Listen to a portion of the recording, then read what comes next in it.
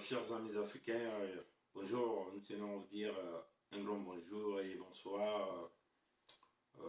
Et nous vous disons cela à partir de Toronto au Canada. Et rapidement, nous allons rentrer dans le vif de notre sujet. Éventuellement, l'Assemblée des Nations Unies a commencé aujourd'hui, notamment la période des débats, où nous avions pas mal des leaders de ce monde ont prononcé leur discours. Mais ce qui est plus important, c'est beaucoup plus le discours du président Trump. Mais avant que nous puissions rentrer dans le discours du président Trump, nous voulons vous faire passer rapidement quelques images. Et à partir de ces images, nous allons donc vous expliquer un certain nombre de choses. Donc, permettez-moi de pouvoir tourner la caméra et donc on va vous montrer un certain nombre d'images.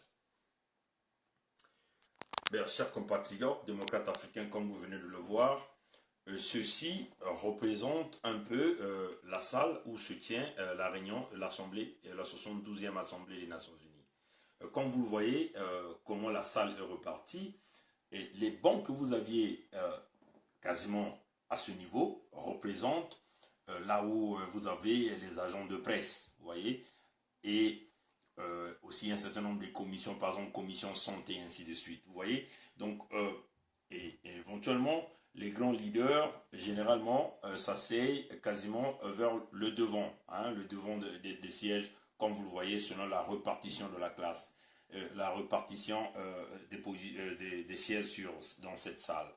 Et puis, vous avez un certain nombre de leaders, ceux qui sont un peu plus respectés, et sont de ces côtés, de ces côtés-ci. Mais la plupart du temps, lorsqu'on remarque que vous êtes quelqu'un qui n'a pas assez de considération, on essaie de vous positionner quasiment vers le fin fond de la salle. Vous voyez, vers le fin fond de la salle, ici, là où généralement est très proche des organes de presse. Donc, on peut s'imaginer, quand vous êtes un soi-disant président, on vous met dans ces endroits-ci. Cela veut simplement dire que vous n'êtes pas du tout considéré. Bon, maintenant, nous allons tourner la caméra pour vous essayer de vous parler de la disposition de la salle aujourd'hui. Comment on a les soi-disant chefs d'État africains ont été repartis. Et rapidement, nous allons donc faire passer ce message. Je vais commencer par vous présenter, comme nous venons de le faire, la position des leaders, comment les grands leaders de ce monde ont été positionnés dans la salle. Comme vous le voyez dans cette photo, vous avez ici Issoufou du Niger, vous avez Obiangema qui est là, donc on considère que Obiangema est quasiment été au deuxième rang, vous voyez, et là vous avez M. Trump, et quelque part là c'était M. Macron qui était là.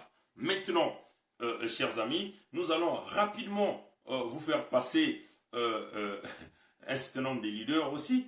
Et donc là, vous allez avoir, là vous avez Biya, donc comme on vous le dit, Biya et Ouattara ici, ils ont été du côté là où il y avait du vert. Donc on était quasiment là où il y avait du vert, ils étaient ici, dans ces secteurs-là. Mais pas trop devant, mais de ce côté-ci, derrière l'écran, vous voyez, de ce côté-ci. Maintenant, rapidement, nous allons vous présenter comment a été Sassou Nguesso a été préparé, a été positionné. Donc rapidement, nous allons ouvrir, comme on vous l'a dit, chers amis, chers compatriotes, démocrates du monde entier, peuple africain, voilà là où est Sassou Nguesso. Et si vous voyez là, c'est les commissions Commonwealth, les Commonwealth, là c'est Caribbean Commission, et derrière vous avez, derrière ici, ce sont les gens de la presse, donc quasiment au dernier rang, Comme vous le voyez, l'équipe de Sassou, il est là, vous avez Soudan qui est là, et vous avez son ministre des Affaires étrangères, et voilà, vous avez le pêcheur Okemba qui est là, toujours le Simbasak derrière Sassou Nguesso. Voilà, chers amis, il était très nécessaire pour nous de vous faire passer rapidement ces images. Vous voyez, les Américains, ils sont forts. Voilà pourquoi aujourd'hui, je maintiens ma cravate américaine. Les Américains, ils sont forts. Ils savent que ce gars n'a jamais gagné les élections. Sassou n'a jamais gagné les élections. Et ils savent que l'homme n'a pas été bon sur le banc de l'école. Il a été positionné au tout dernier rang là-bas, comme on venait de vous expliquer l'emplacement de la salle. Il a été positionné au fin fond. Au fin fond. C'est une façon de vous dire que les Américains considèrent quand même la cause du combat des Congolais, le combat des Africains. Même, vous avez vu les Paul Biya, tous, ils n'étaient pas devant, au fin fond. Ceux qui étaient devant, quand même, à mon avis, au Biangema, parce que quand on essaie de voir les services sociaux au Guinée, au Biangema, à Malabo, par exemple, Malabo est différemment construit par rapport au Congo-Brazzaville. Même si on sait que le fils de Obiangema est rentré dans des scandales, mais il y a quand même une certaine repartition de la richesse nationale qui se fait en Guinée. Enfin, au Malabo, hein, c'est quoi déjà la Guinée, comment les gens l'appellent, voilà. Hein, donc le pays de Obiangema, vous voyez, vous avez vu Biya. Mais, chers amis, on va encore vous repasser rapidement l'emplacement de la salle des Nations Unies. Hein, l'emplacement de la salle des Nations Unies, rapidement. Rapidement. Vous voyez, chers amis, regardez comment la salle est repartie. Donc, là où se trouvent les commissions, hein, les commissions tout à l'heure, on vous a placé, les commissions Commonwealth, commissions caribéennes, c'est au fin fond de la salle ici. Et en haut ici, vous avez les médias. Donc, Sassou a été positionné là, exactement là, à cet endroit-là. Vous voyez, au fin fond de la salle. Mais par contre, on a vu Biya et Ouattara ici. Vous voyez, Biya et Ouattara ici. Eux, par contre, ils ont été positionnés quelque part ici. Mais quelque part ici, là. Voilà. Mais pas vraiment ici. Hein, mais un peu reculé, hein, derrière ici. Vous voyez. Maintenant, quand nous essayons de voir le président de la Obiangema était au deuxième rang. Il est là. Obiangema est là. Et là, vous avez Issoufou du Niger. Maintenant, chers amis, rapidement, nous allons vous faire passer un petit discours. Le discours que M. Trump le discours que M. Trump venait de faire passer tout à l'heure. Nous allons donc tourner la caméra, vous allez écouter. C'est juste un extrait qu'on va vous faire écouter. Et comme ça, tous nous allons suivre réellement de quoi M. Trump parlait. Donc, permettez-nous, chers compatriotes, nous allons donc tourner la caméra et nous allons écouter ce que M. Trump va dire dans cette section-là. Rapidement. Ça va être en anglais, mais moi, je vais le traduire après en français.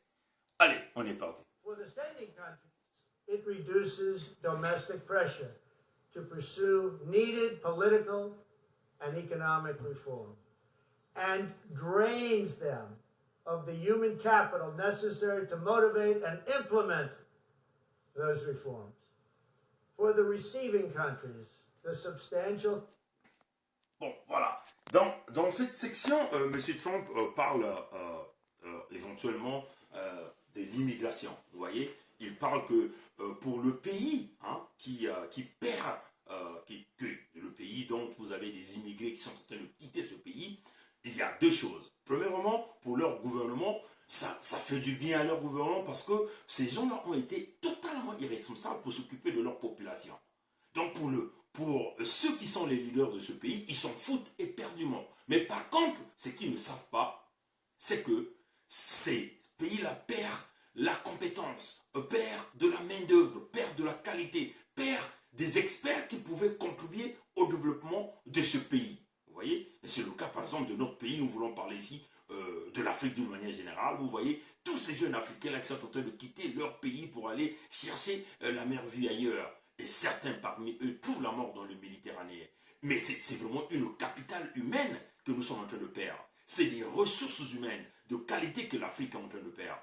Et éventuellement, pour les leaders africains que nous avions intitulés les leaders poubelles, ils s'en foutent éperdument. Pour eux, plus les gens partent, plus chez eux, ça ne va pas être une pression. Mais puisque eux, ils vont toujours continuer à bien vivre. Éventuellement, c'est cela que M. Trump est en train de parler. Donc, nous allons encore continuer rapidement. On ne va pas durer, s'il vous plaît, on ne va pas durer. Essayez, on va arriver à un point qui est très critique nous allons écouter maintenant la deuxième section, là où M. Trump parle des pays qui reçoivent maintenant ces immigrants-là. Qu'est-ce qui arrive dans ce pays? Donc, permettez-moi, je vais rapidement encore tourner la caméra et nous allons donc continuer d'écouter le discours de M. Trump. Costs of uncontrolled migration are borne overwhelmingly by low-income citizens whose concerns are often ignored by both media and government. I want to salute the work of the United Nations in seeking to address the problems that cause people to flee. Bon, voilà. Voilà. Donc, rapidement, je vais traduire ce que M. Trump vient de dire.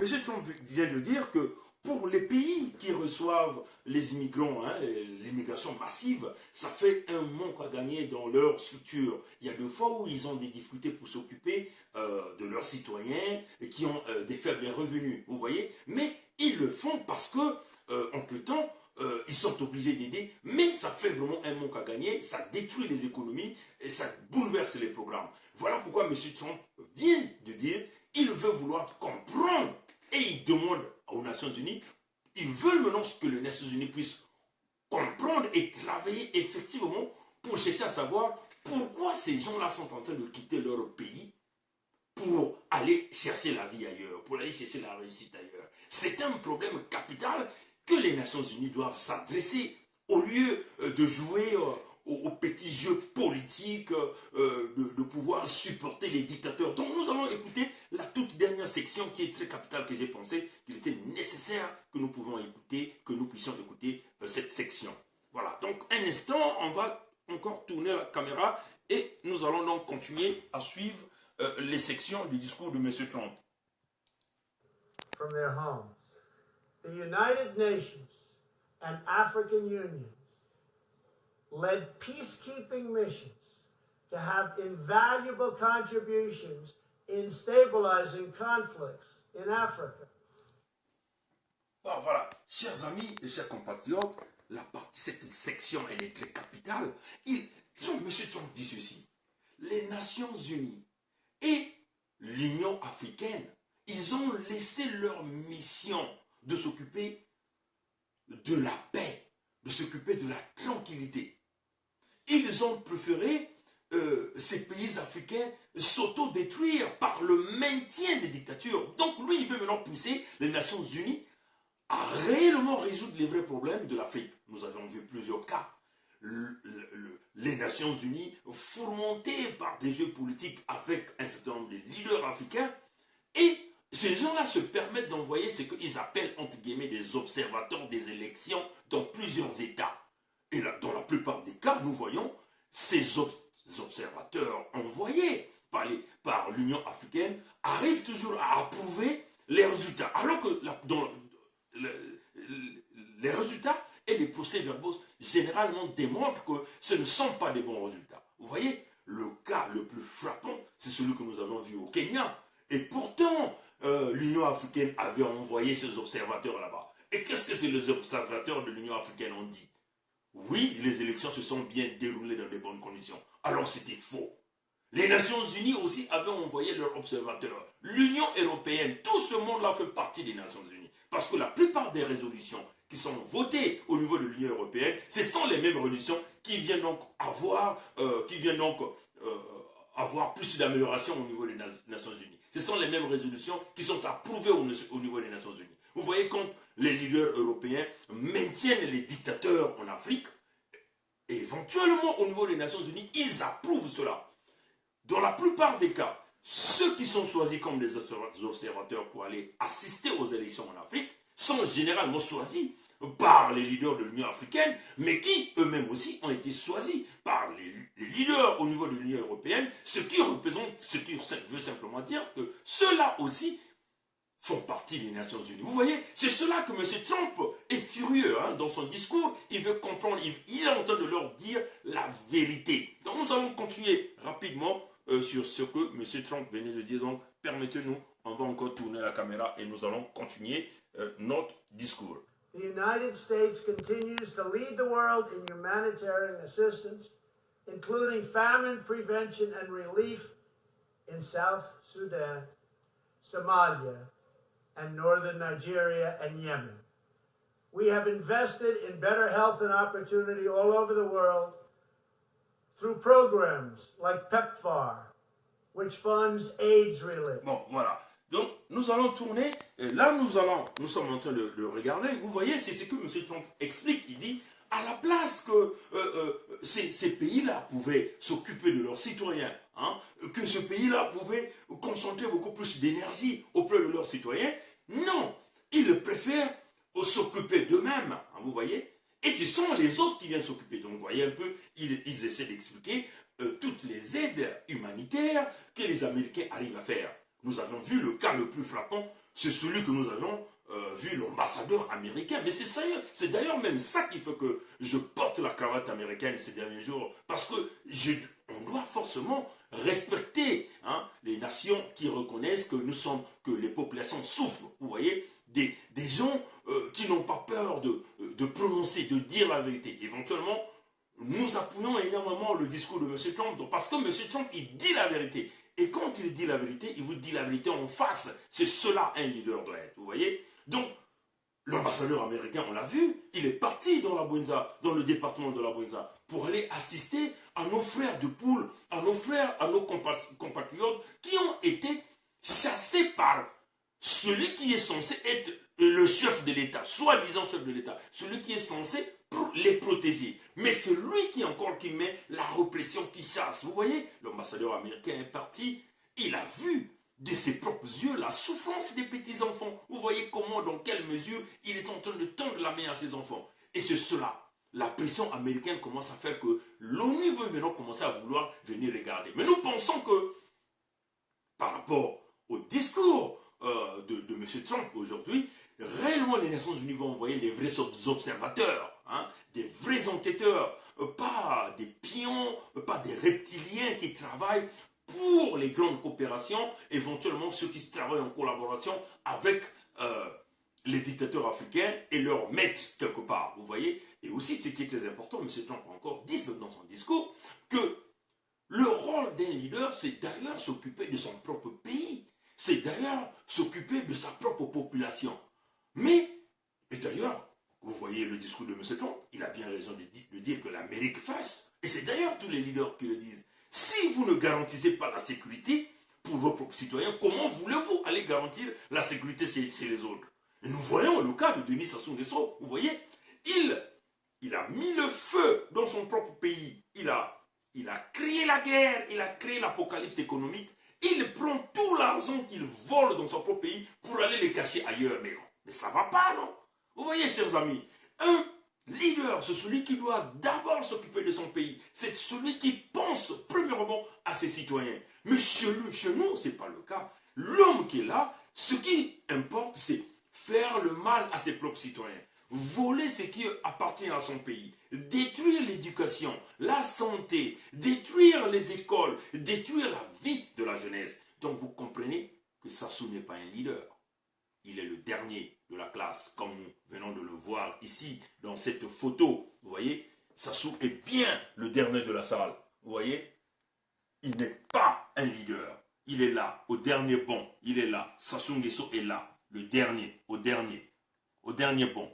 Près des associations Commonwealth, et vous avez là les journalistes. Vous voyez, chers amis. Donc, c'est toute une façon, chers amis, de vous dire que la situation du Congo, elle est critique. Elle est critique. Mais non, pour tous les amis, les compatriotes qui sont en train de nous parler d'un dialogue avec Sassou Nguesso, mais soyons raisonnables. Comment voulez-vous continuer à aller dialoguer avec votre bourreau, l'homme qui vous met le fusil et qui vous pousse à la table de négociation? En moins, ce que vous me dites, que vous voulez aller garantir vos sacs d'argent, mais même ces sacs d'argent-là, il n'y en a plus. Parce que tout est maintenant dans les paradis fiscaux, tout est maintenant dans les grandes banques, dans les bunkers qu'ils ont cachés quelque part. Chers amis, ouvrez grandement les yeux. Demain, nous allons revenir avec un petit décryptage de plusieurs leaders. Et nous allons donc conclure en disant ceci. M. Trump dit ceci. Les nations qui ne respectent pas la démocratie, qui ne respectent pas le principe fondamental des Nations Unies, qui est celui de créer la richesse, de créer la paix et de créer la démocratie, ceux-là doivent être sortis, virés des Nations Unies. Et c'est cela, vous voyez, il n'a pas raison de le dire, parce qu'on ne peut pas comprendre que ceux qui ne respectent pas les rôles, ceux qui ne respectent pas les lois, vont toujours continuer à s'inviter à l'Assemblée des Nations Unies. Voilà, nous avons un autre fou qui est là, tranquillement assis, avec un pêcheur derrière lui de Dominique Okemba. Dites-nous un peu quel est le rôle de ces gens-là, ici-là. Quel est le rôle? Quel est le rôle de celui-là, de John Dominique Okemba ici? Quel est le rôle de Sassou Nguesso ici? Il représente quoi? Il n'a pas été élu. Quel est le rôle de Madame Soudan ou de celui-là, le ministre des Affaires étrangères? Chers compatriotes, ouvrons grandement les yeux. Ouvrons grandement les yeux, chers compatriotes. Le pays va mal. Et vous voyez, la plupart de ces gens, qu'est-ce qu'ils veulent faire? Ils veulent maintenant vouloir créer un dialogue expéditif parce que les Nations Unies veulent maintenant vouloir venir enquêter au niveau du Congo pour démanteler les crimes de guerre, les crimes de génocide commis sur les populations du pôle. Les Nations Unies veulent maintenant vouloir démanteler toutes les forces communes qui ont été créées au Congo. Et là, on commence maintenant à vouloir mener un dialogue expéditif. Et nous voyons les leaders autour de Ntoumi commencent à s'agiter, et ceux de la diaspora commencent à s'agiter, et ils veulent vouloir commencer à diviser les Congolais. Pour dire que Ntoumi est le meilleur leader du Congo, il est le plus bon de l'opposition. Non, chers compatriotes, faites attention. Sassou a toujours joué ce rôle-là, de la division, à vouloir ethniciser tout discours, tout dialogue. Non, chers compatriotes, faisons excessivement attention. Le problème du Congo, la crise politico-économique créée par Denis Sassou Nguesso est un problème national. Ça doit être résolu par les Congolais et par les Congolais. Voilà pourquoi nous avions dit, les petites réunions dans les petits groupes là, on n'en a pas besoin. Ceux qui vont dans des petites réunions en petits groupes là, ce sont ceux-là qui ont brisé le Congo. Ceux-là qui se cachent derrière la protection des populations. Parce qu'il y a des fois, ils viennent, ils nous disent, oh voilà, les populations suivent. Mais c'est oui, les populations souffrent parce que vous partez négocier avec l'homme qui a l'habitude de toujours aller briser, aller détruire les populations. C'est parce que vous faites ça. Si vous refusez de dialoguer, vous menez un bras de fer, un bras dur, l'homme qui a l'habitude de briser les populations n'aura plus cette opportunité. Or, qu'est-ce qui se passe? Vous rentrez en combinaison avec lui, vous partez, vous détruisez les populations, ou vous venez, vous faites semblant d'une sorte de paix pour créer un dialogue à sens unique. Non, le Congo n'a plus besoin de ce genre-là. Nous avons besoin d'une deuxième conférence nationale. Et là, cette conférence nationale, il n'y aura plus d'erreur. L'erreur qui a été commise par nos aînés. Non, ça ne va plus se faire. C'est la prochaine conférence nationale que nous sommes en train de vouloir obtenir parce que nous savons que Sassou va tomber. Il va tomber. Nous savons que ce régime va tomber. Vous avez là les pleins des exemples. Merci, chers compatriotes, d'avoir suivi cette vidéo. Et demain, nous allons vous parler de décryptage de tous les leaders. Nous allons chercher le décryptage de Macron. Nous allons vous décrypter de Poutine. Nous allons vous décrypter de notre Premier ministre, M. Trudeau. Nous allons vous décrypter de tous les leaders. On n'en a pas envie de décrypter parce qu'en Afrique, il n'y a aucun leader. Ceux qui sont là, c'est des reptiliens. Ceux qui sont là, c'est des vampires qui sont en train de briser et de détruire l'Afrique. Nous n'avons pas le temps à perdre à décrypter leur discours. Voilà pourquoi nous appelons les jeunes Africains. Ayez un moral blindé comme les Américains. Si nous voulons sauver l'Afrique, que Dieu nous bénisse tous, que Dieu nous protège et nous vous souhaitons une bonne soirée. Nous tenons à vous dire que nous sommes le 19 septembre 2017 et nous étions en communication à partir de Toronto au Canada. Merci, à plus tard, au revoir.